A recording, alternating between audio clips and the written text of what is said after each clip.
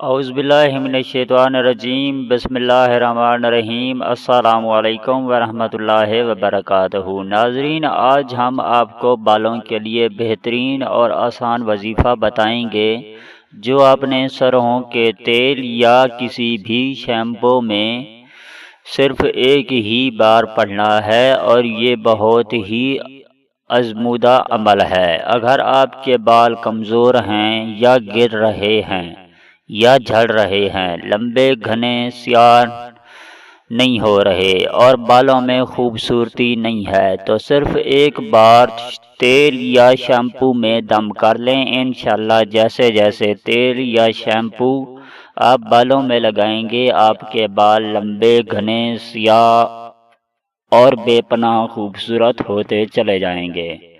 नाज़रीन, वीडियो में आगे बढ़ने से पहले आपसे गुजारिश है कि आपने अभी तक हमारा चैनल सब्सक्राइब नहीं किया है तो अगर हो सके तो हमारे चैनल को ज़रूर सब्सक्राइब कर लें। शुक्रिया। तो नाज़रीन, वजीफ़ा कुछ इस तरह है कि एक बोतल तेल या शैम्पू की ले लें। अब उस पर 100 मरतबा कुरान पाक की 3 सूरतों की ये चंद आयतें एक साथ पढ़ लें। सूरत शम्स की पहली 4 आयतें, सूरत लैल की पहली 2 आयतें, सूरत ज़ुहा की पहली 3 आयतें। एक बार दोबारा आपको बता देता हूँ। सूरत शम्स की पहली 4 आयतें, सूरत लैल की पहली 2 आयतें, सूरत ज़ुहा की पहली 3 आयतें। इन तमाम आयतों को एक साथ 100 मरतबा पढ़कर तेल या शैम्पू की बोतल में दम कर दें और फिर लगाते रहें। इंशाल्लाह इससे आपके बाल हमेशा लंबे घने स्याह और खूबसूरत रहेंगे। और जब बोतल खाली हो जाए तो आप दूसरी बोतल पर दम कर लें। इस अमल को ज़िंदगी का मामूल बना लें। बाल हमेशा ठीक रहेंगे, दुरुस्त रहेंगे और तमाम सूरतें आपको पारा नंबर 30 में मिल जाएंगी। नाज़रीन, वजीफ़े की कामयाबी के लिए हम आपको चंद बातें बताते चलें कि आप कभी झूठ ना बोला करें, क्योंकि झूठ बोलने वाले की कोई भी दुआ कबूल नहीं होती। नाज़रीन, इस वजीफ़े की इजाज़त आम है। इस वजीफ़े के लिए आपको किसी से भी इजाज़त लेने की ज़रूरत नहीं है।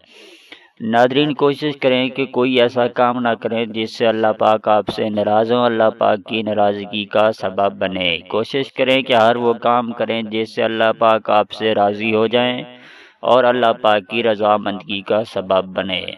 नाज़रीन, हर वजीफ़ा करने से पहले और आखिर में 11 मरतबा दरूद पाक लाजमी पढ़ लिया करें। 11 मरतबा दरूद पाक पढ़ने की आदत बना लें और कोशिश करें कि हर वजीफ़ा करने से पहले 5 वक्त की नमाज लाजमी पढ़ा करें। 5 वक्त की नमाज पढ़ने का अपना मामूल बना लें।